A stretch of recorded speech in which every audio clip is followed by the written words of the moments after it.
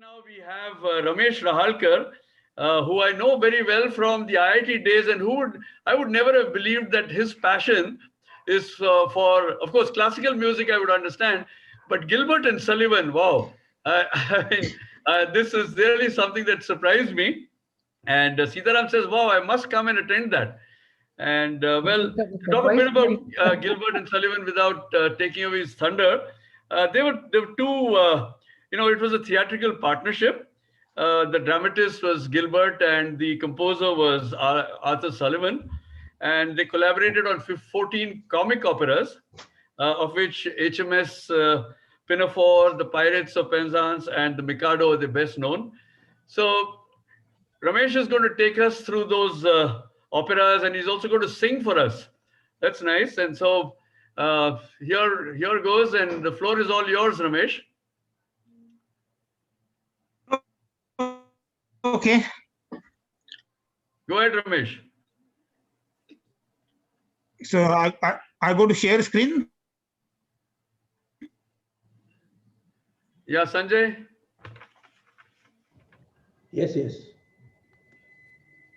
You can see it. You can see what on the screen now.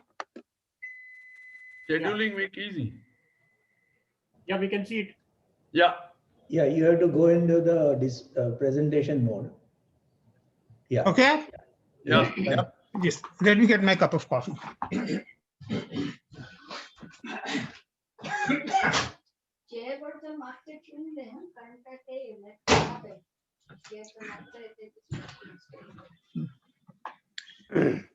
Okay, Rajaram has already said some of the preamble, what I was going to say. So save me some time. Anyway, so Gilbert and Sullivan are a comedy in 14 acts. That is because there are 14 operas. You can hear me fine, no problem? Yes. Yeah. Problem. Okay. Yes, you can. Gilbert and Sullivan, Gilbert was a lawyer by training, but a writer by profession, while Sullivan, of course, was a musician. Before they got together, both of them were well known in their fields. Sullivan was known as the foremost composer in Britain, and Gilbert had written many plays, many operas, and both of them were earning very good living in their own fields before they got together. But most of their individual works, that is the operas by Gilbert or musical work by Sullivan, has largely been forgotten. They exist only in some dusty, moldy archives somewhere. But when they got together, Gilbert and Sullivan, it was magic. It really set off the fireworks, and people really loved their collaboration, and they were popular all over the world. In their heydays, they were as popular as, say, Elvis or Beatles or Michael Jackson. Oh. And their operas have survived even today.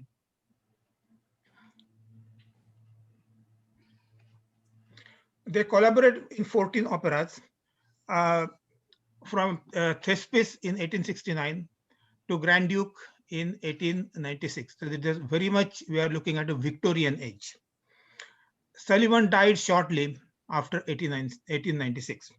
Now, the characteristic of the operas is that biting, witty humor, brilliant humor, and brilliant and melodious music.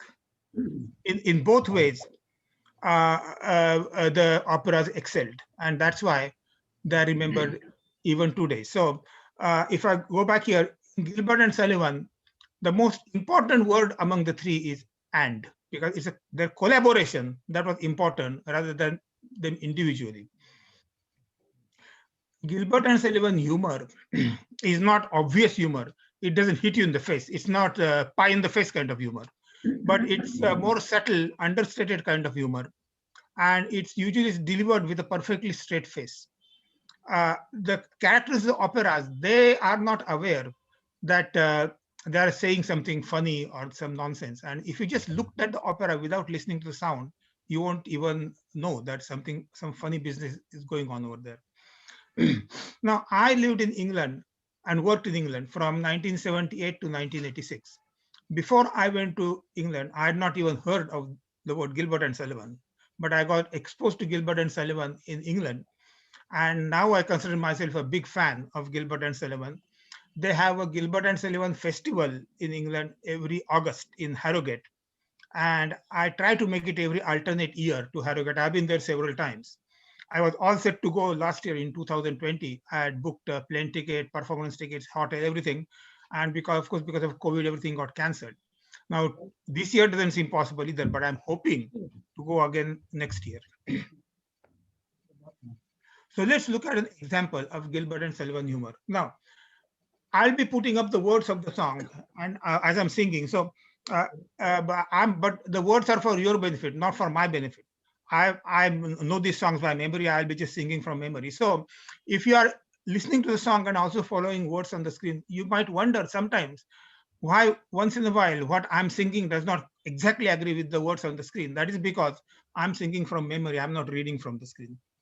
Okay, so this song is from the opera called Trial by Jury. Now, Gilbert was a lawyer by training, so of course he has to write an opera about a trial in court. When the curtain goes up, we discover the courtroom. The jury is all seated. The judge has not yet made the appearance, but the clerk of the court, he is giving the instructions to the jurors. And let's see what he says. This is the clerk of the court saying, "Now, jurymen, hear my advice." Incidentally, in those days, it was very much jurymen. Women were not admitted on the jury. Jurymen, hear. Oh, sorry, one more thing I forgot. The trial is about breach of promise of marriage. A young lady is suing a man for breach of promise. "Now, jurymen, hear my advice. All kinds of vulgar prejudice, I pray you set aside. I pray you set aside. With stern judicious frame of mind, from bias free of every kind. This trial must be tried. From bias free of every kind. This trial must be tried. Oh, listen to the plaintiff's case.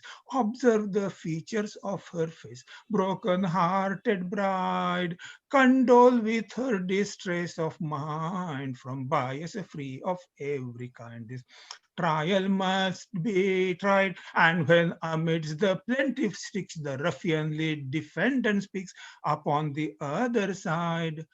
What he may say you needn't mind.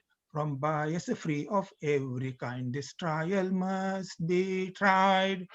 So this is a sample of their humor.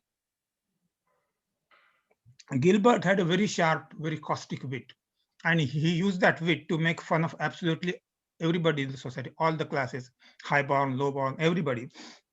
His favorite target was the aristocracy, the high-born, people like that.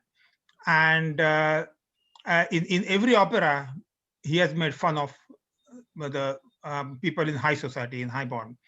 And let's look at a couple of examples of that. The next song is from the opera HMS Pinafore. Raja mentioned HMS Pinafore. In this song, Sir Joseph Porter describes how he progressed from the lowly rank of office boy to the high and exalted position of the chief of the Royal Navy, or the ruler of the Queen's Navy, as he calls it. So this is Sir Joseph Porter, he's singing. When I was a lad, I served a term as an office boy at one attorney's firm. I cleaned the windows and I swept the floor and I polished up the handle of the big front door. I polished up that handle so carefully that now I'm the ruler of the Queen's Navy. I polished up that handle so carefully that now I'm the ruler of the Queen's Navy. As an office boy, I made such a mark that they gave me the post of a junior clerk. I served the writs with a smile so bland and I copied all the letters in a big round hand. I copied all the letters in a hand so free that now I'm the ruler of the Queen's Navy. I copied all the letters in the hand so free that now I'm the ruler of the Queen's Navy. In serving writs, I made such a name that an article clerk I soon became. I wore clean collars and a brand new suit for the pass examination of the institute. That pass examination did so well for me that now I'm the ruler of the Queen's Navy.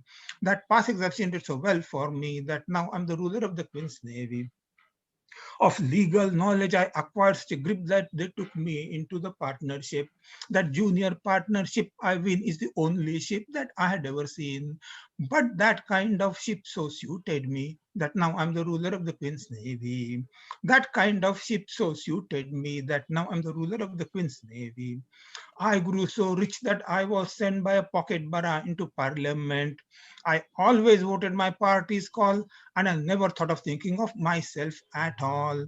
I thought so little, they rewarded me by making me the ruler of the Queen's Navy. I thought so little, they rewarded me by making me the ruler of the Queen's Navy. Now, landsman, all whoever you may be, if you wish to climb to the top of the tree, if your soul is unfettered to the office stool, be careful to be guided by this golden rule. Stay close to your desks and never go to sea, and you may all be rulers of the Queen's Navy. Stay close to your desk and never go to sea, and you may all be rulers of the Queen's Navy. Now, when this opera was presented, Benjamin Disraeli was the prime minister, and his naval secretary was a gentleman named W.H. Smith. He didn't have any naval experience. He owned a chain of bookstores. When I was in England, that bookstore chain, W.H. Smith, was still in existence. I don't know if it still exists today or not, but it was there. So, but the point is, he owned a chain of bookstores. He had no naval experience. So it wasn't difficult to see at whom this song was directed. And from that day on, W.H. Smith came to be known as Pinafore Smith. Even Disraeli used to refer to him as Pinafore Smith. Okay. Now, in each opera, you might maybe see one or two songs like this, which make fun of the aristocracy, the high born, and so on. In the opera Iolanthi, this is the central theme of the opera. Gilbert is making fun of the most exalted of British institutions, the House of Lords. And let's look at a song from Iolanthi. Sorry, before that, a bit of dialogue from Iolanthi. This is Lord Mount Ararat speaking. I don't want to say a word against brains. I've got a great respect for brains. I often wish I had some myself. When Britain really ruled the waves in good Queen Bess's time, the House of Peers made no pretense to intellectual eminence or scholarship sublime. Yet Britain won her proudest days in good Queen Bess's glorious days. Yes, Britain won her proudest days in good Queen Bess's glorious days. Of course, Queen Bess means he's referring to Elizabeth I, not Elizabeth II, the current monarch. She was still far into future at that time. When Wellington thrashed Bonaparte, as every child can tell, the House of Peers throughout the war did nothing in particular and did it very well. Yet Britain set the world ablaze in good King George's glorious days. Yes, Britain set the world ablaze in good King George's glorious days. And while the House of Peers withholds its legislative hand, and noble statesmen do not itch to interfere with matters which they do not understand, as bright will shine Great Britain's rays, as in King George's glorious days. Yes, bright will shine Great Britain's rays, as in King George's glorious days. There are several songs like this in Iolanthi. Around that time, Darwin had come up with the theory of evolution. So, of course, Gilbert could not resist the temptation to make fun of Darwinism. Gilbert was a very traditional man, very conservative man, and so opposed to anything that is new. So the very idea that man could be descended from apes and monkeys was total nonsense to him. And so in this song from Princess Ida, he makes fun of Darwinism.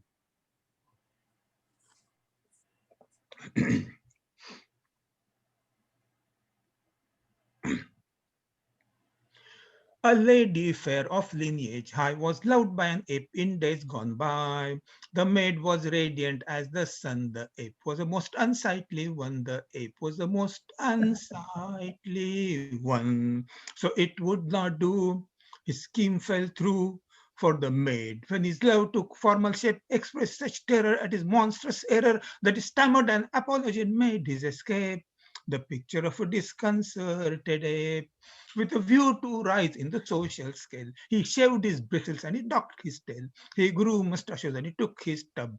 And he paid a guinea to a toilet club. He paid a guinea to a toilet club. But it would not do. The scheme fell through. For the maid was beauty's fairest queen with golden tresses like real princesses, while the ape, despite his razor keen, was the apiest ape that ever was seen. He bought white ties and he brought dress suits. He crammed his feet into bright tight boots. And to start in life on a brand new plan, he christened himself Darwinian Man. He christened himself Darwinian Man. But it would not do. The scheme fell through. For the maid and fair whom monkey craved was a radiant being with brain far seeing, while the Darwinian Man, though well behaved, at best is only a monkey shaved. So I said, Gilbert, he just could not um, uh, uh, imagine that man could be descended from apes and monkeys. So he made fun of the idea here. You might have noticed a slight error in the song here. He shaved his bristles and he docked his tail. But apes don't have tails, only monkeys have tails. Yeah.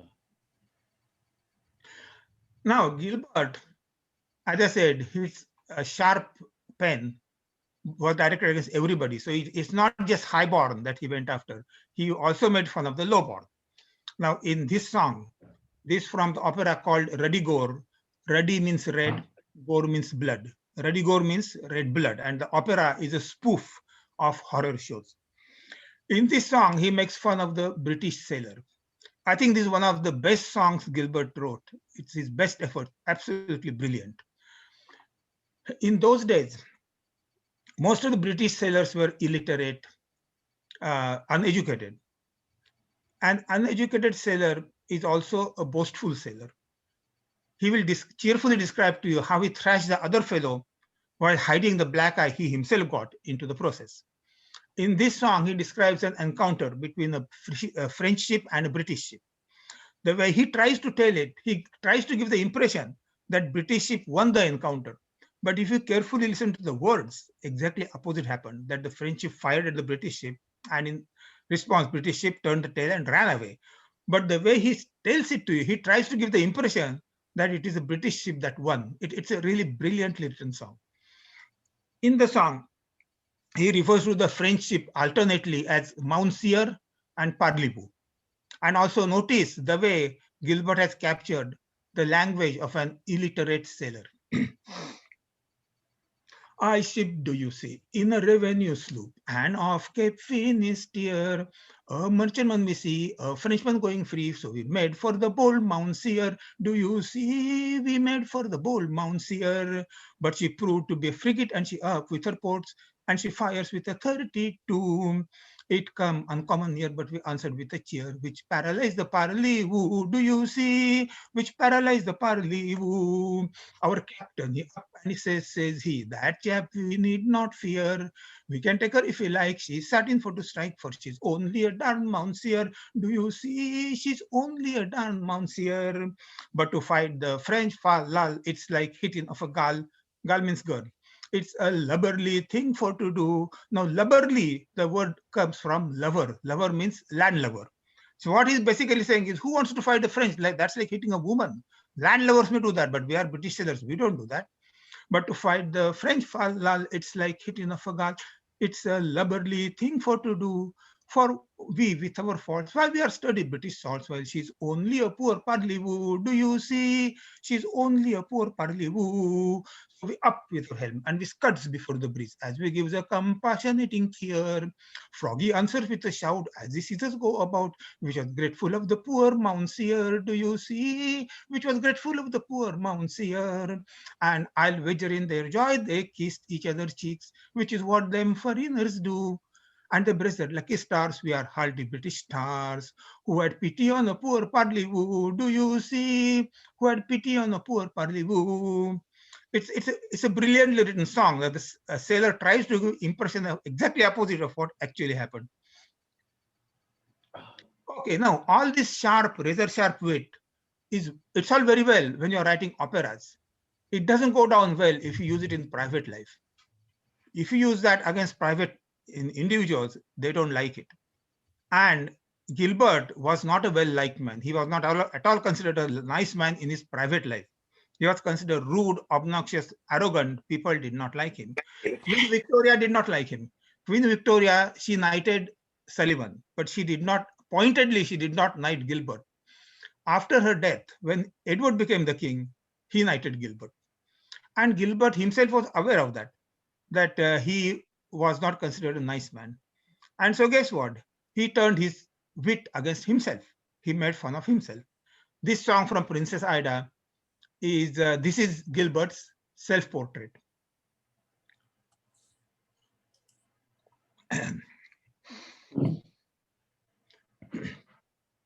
If you give me your attention, I will tell you what I am.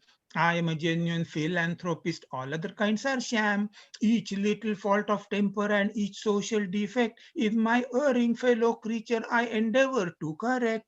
To all their little weaknesses, I open people's eyes and little plans to snub the self-sufficient ID voice. I love my fellow creature. I do all the good I can. Yet everybody says I'm such a disagreeable man, and I can't think why.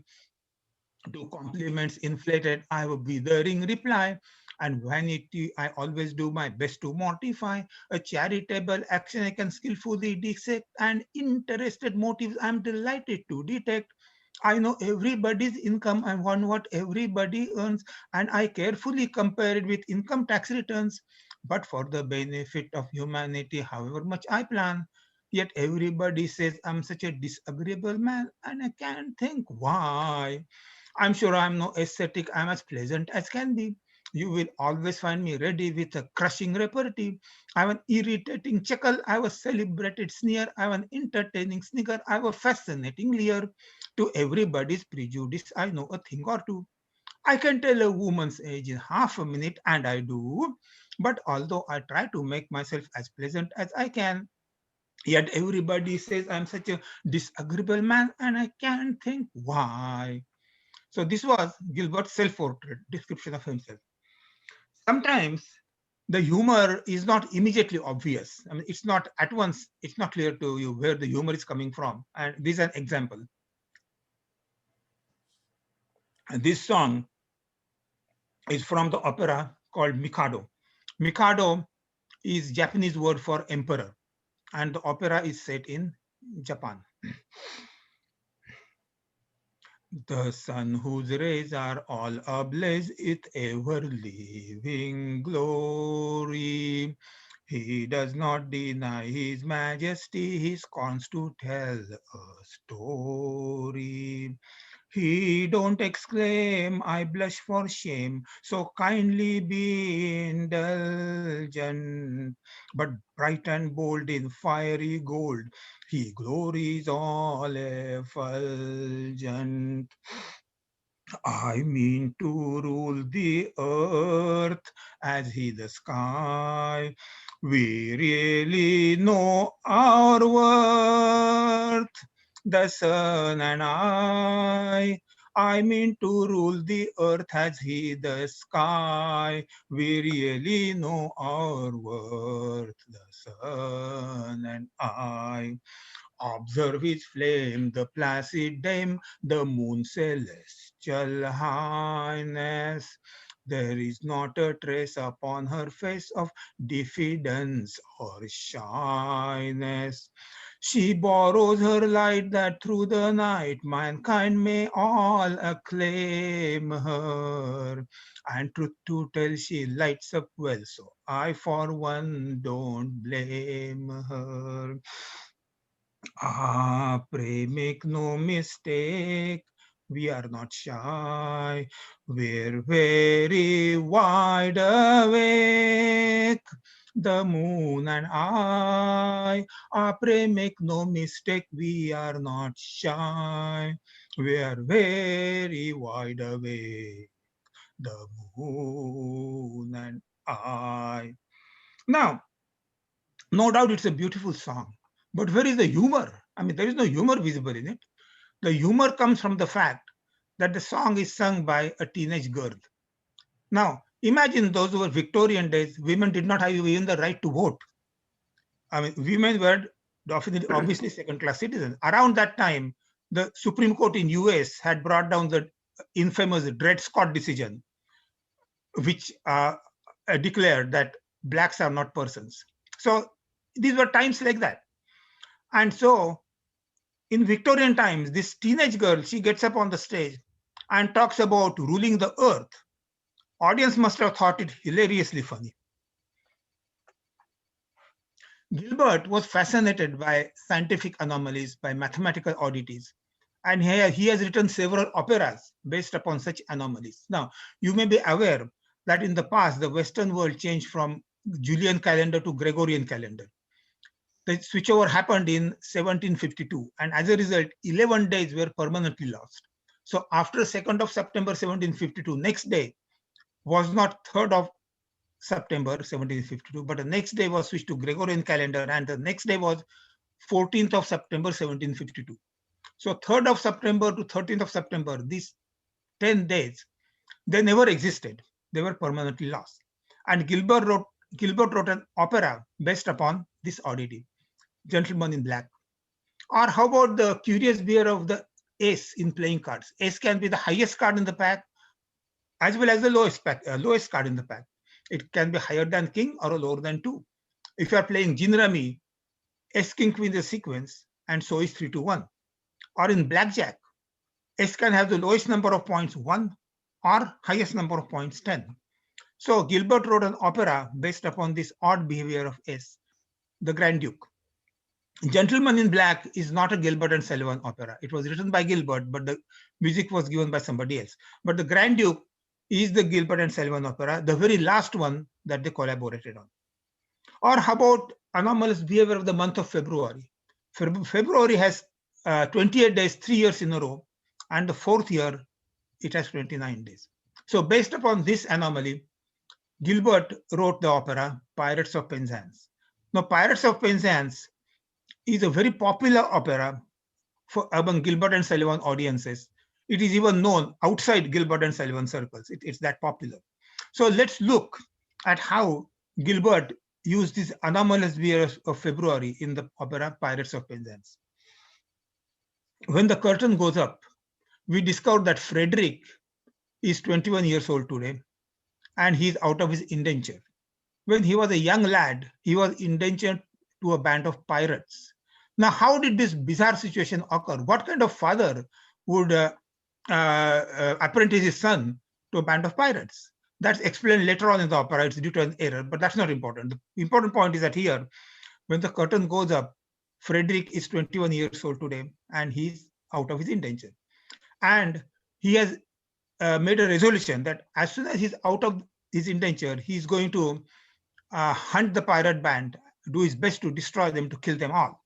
Because as he explains to the chief of the pirates, individually, I love you all. But collectively, I detest, I abhor your calling, your profession. I don't like what you're doing. And so I'm going to do my best to destroy you. So he's out of his indenture. He has left the pirate band and is getting together a local police force with the view of attacking the pirates and destroying them.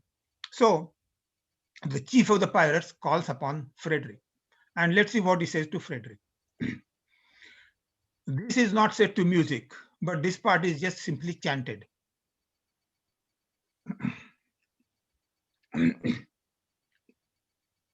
For some ridiculous reason, however, I have no desire to be disloyal. Some person high in authority, I don't know who, very likely the astronomer royal, has decided that although for such a beastly month as a February, as a rule 28 days are plenty, yet once every 4 years, its days shall be reckoned as 9 and 20.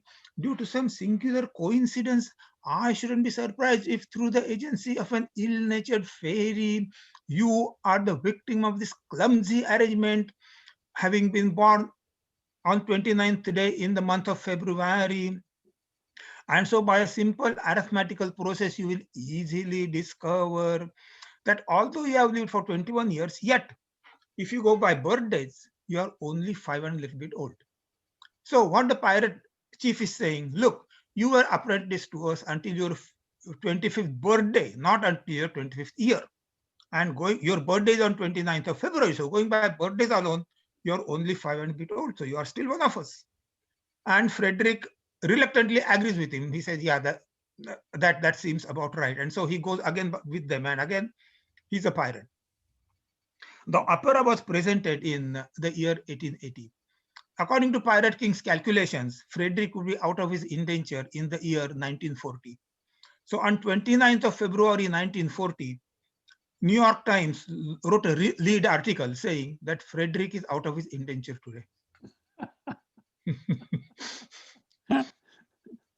Now let's look at a couple of beautiful examples of alliteration. Alliteration is where the same letter occurs again and again. We call it anupras. Anupras, it's an alankar. And so let's look at a couple of examples. This from Redigore.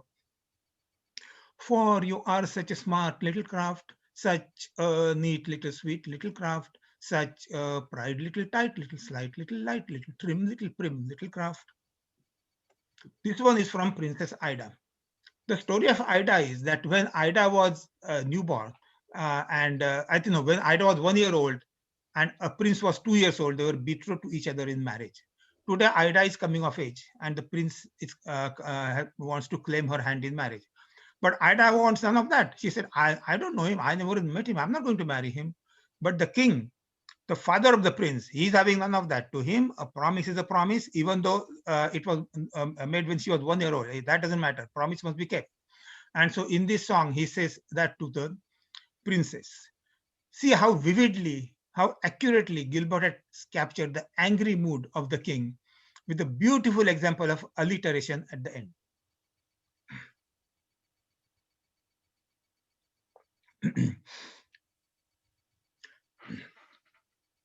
Some years ago, no doubt you know, and if you don't, I'll tell you so. You gave your troth upon your oath to Hilarion, my son.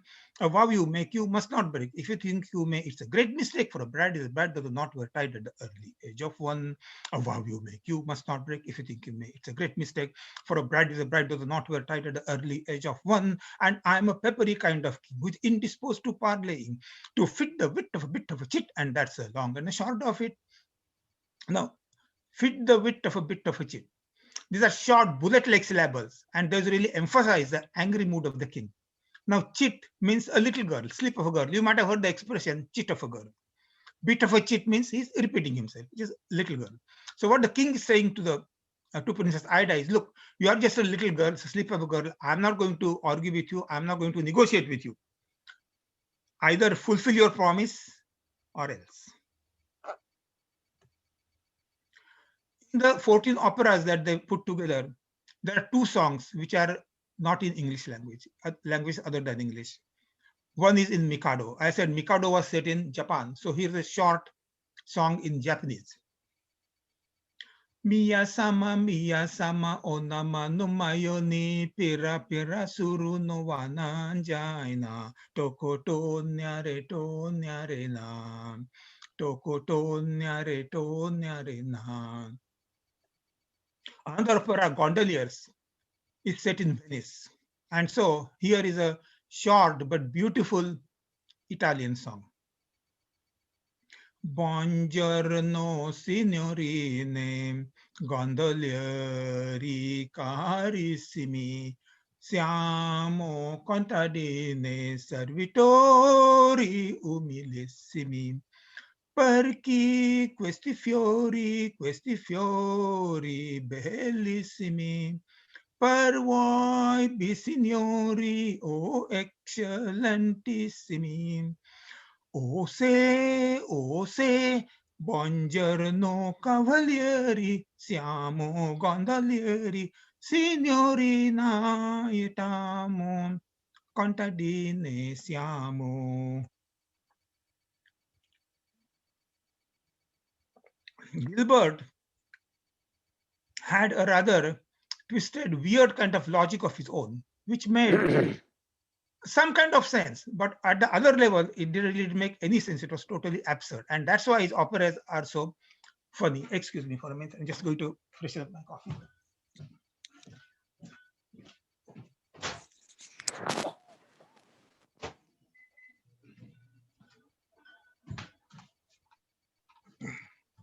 So he has its own point of logic. Now, so let's look at this dialogue from Gondoliers. Duchess, mistaken, there appears to be some little doubt as to here. No, no doubt at all. He is here in Venice, plying the modest but picturesque calling of a gondolier. I can give you his address. I see him every day. And he's telling the, and you would think that when he's saying this so emphatically, any kind. But in the topsy-turvy world of Gilbert, nothing is ever quite what it seems. And so in this song, Don Alhambra explains the situation to the Duchess. Another curiosity of this song is see how many words you can find with the meaning infant or a child. I think that maybe 5 or 6 or even maybe more. Just a minute, let me get my coffee.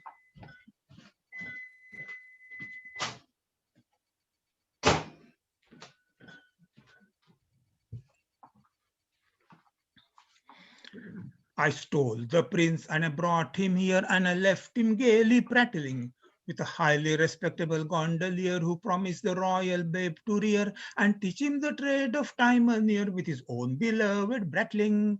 Both of the babes were strong and stout and considering all things clever, of that there is no manner of doubt, no probable possible shadow of doubt, no possible doubt whatever, no possible doubt whatever. But owing I'm much disposed to fear to his terrible taste for tippling, that highly respectable gondolier could never declare with a mind sincere which of the two was his offspring's dear and which the royal stripling, which was which he never could make out despite his best endeavor. Of that there is no manner of doubt, no probable possible shadow of doubt, no possible doubt whatever, no possible doubt whatever. Time sped, and when at the end of a year I saw that infant cherished, that highly respectable gondolier was lying a corpse on his humble bier, I dropped a grand inquisitor's tear that the gondolier had perished. A taste for drink combined with gout had doubled him up forever. Of that there is no manner of doubt, no probable possible shadow of doubt, no possible doubt whatever, no possible doubt whatever. The children followed his old career. This statement can't be parried. Of a highly respectable gondolier, well, one of the two who will soon be here. But which of the two, it is not quite clear, is the royal prince you married. Search in and out and round about, and you will discover never a tale so free from every doubt, all probable possible shadow of doubt, all possible doubt whatever, all possible doubt whatever. So it's true that Don Alhambra sees the prince every day. He knows where he lives. He can give you his address, but there are two of them, and he cannot tell you which is the prince and which is the gondolier. This fact is made evident right at the beginning of the opera, and then Gilbert has a great deal of fun with this concept in the rest of the opera. Let's look at this dialogue. Duke. Now, the Duke is the father of the prince. Let me explain the plot to you. In gondoliers, what happens is when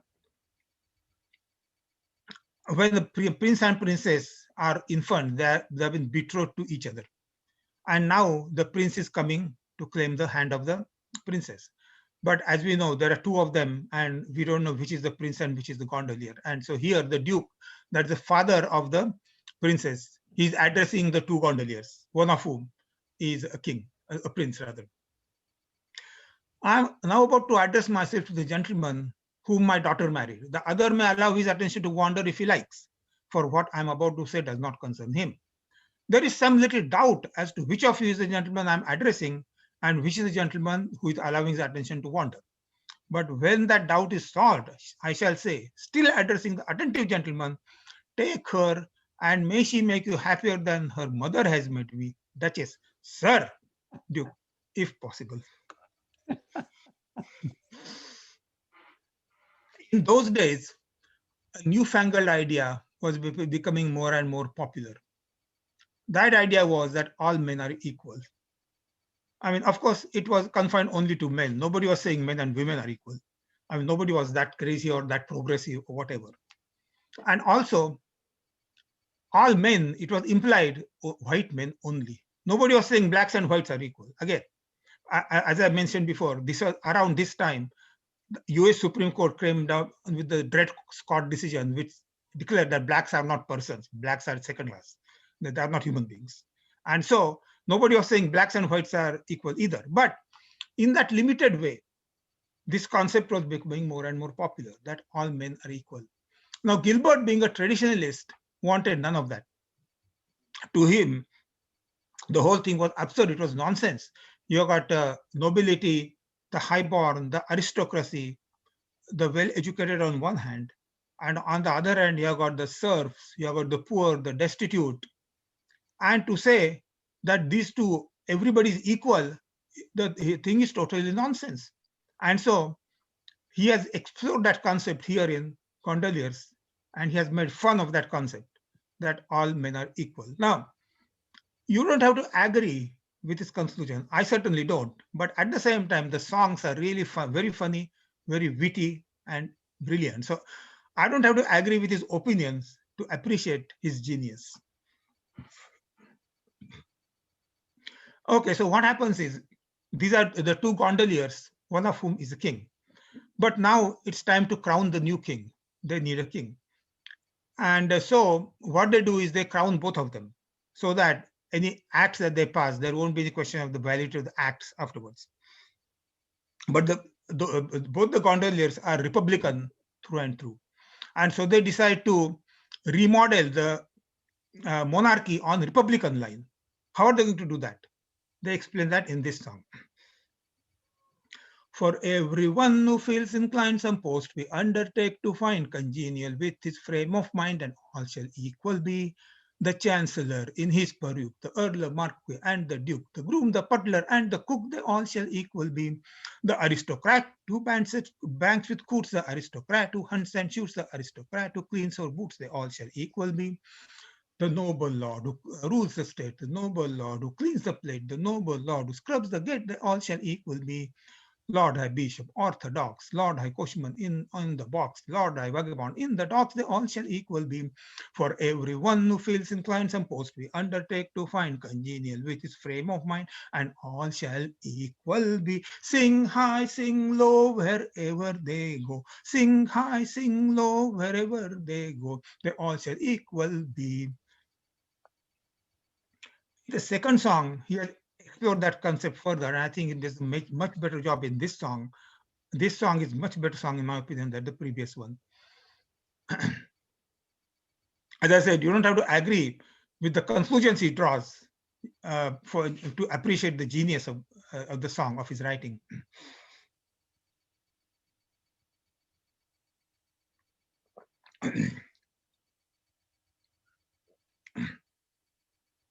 There lived a king, as I've been told, in wonder-working days of old, with hearts were twice as good as gold and 20 times as mellow. Good temper triumphed and his face, and in his heart he found a place for all the erring human race, and every wretched fellow. When he had Rhenish wine to drink, it made him very sad to think that some at junket or at jink must be content with toddy. He wished all men as rich as he, for he was rich as rich could be. So to the top of every tree promoted everybody. Now that's the kind of king for me. He wished all men as rich as he. So to the top of every tree promoted everybody. Lord Chancellors were cheap as sprats, the bishops in their shovel hats were plentiful as tabby cats, in point of fact too many. Ambassadors cropped up like hay, prime ministers and such as they grew like asparagus in May, and dukes were 3 a penny. On every side field marshals gleamed, small beer were Lord Lieutenants deemed, with admirals the ocean teemed all around his wide dominion, and party leaders you might meet in twos and threes in every street, maintaining with no little heat their various opinions. Now that's a sight you couldn't beat, two party leaders in each street, maintaining with no little heat their various opinions. That king, though no one denies, his heart was of abnormal size, yet he would have acted otherwise if he had been a cuter. The end is easily foretold when every blessed thing you hold is made of silver or of gold. You long for simple pewter when you have nothing else to wear but cloth of gold and satin rare. For cloth of gold you cease to care, of course the price of shoddy. In short, whoever you may be, to this conclusion you'll agree. When everyone is somebody, then no one is anybody. Now that's plain as plain can be. To this conclusion we agree. When everyone is somebody, then no one is anybody. Okay, in the last 45 minutes, I tried to give you a sample of what Gilbert and Sullivan is about. If you'd like to find out more about it, you go to YouTube and search for Gilbert and Sullivan. There are many full-length operas there, and there are also clips of the songs. And I already mentioned the Gilbert and Sullivan Festival. It's held in Harrogate every August. And as I said, I try to go there every alternate year. I go from Canada to England just for the festival. I spend several $1,000s. I think that's money well spent. Of course, I don't think any of you would go to England just for the festival. But if any of you happen to be in England in August, you might consider making a side trip to Harrogate and getting a couple of performances. Again, if you Google for Gilbert and Sullivan Festival, you can get the information. Now, Gilbert and Sullivan, again, it's something unique. I haven't come across anything like this anywhere in the world. This combination of great wit and brilliant music, melodious music. And as I said in my last talk about Indian classical music, that's something that part of our culture, our heritage that we can be justly proud of. Same way, I think Gilbert and Sullivan is a part of British culture, British heritage that the British people can be justly proud of, same as they are proud of Shakespeare. Thank you very much.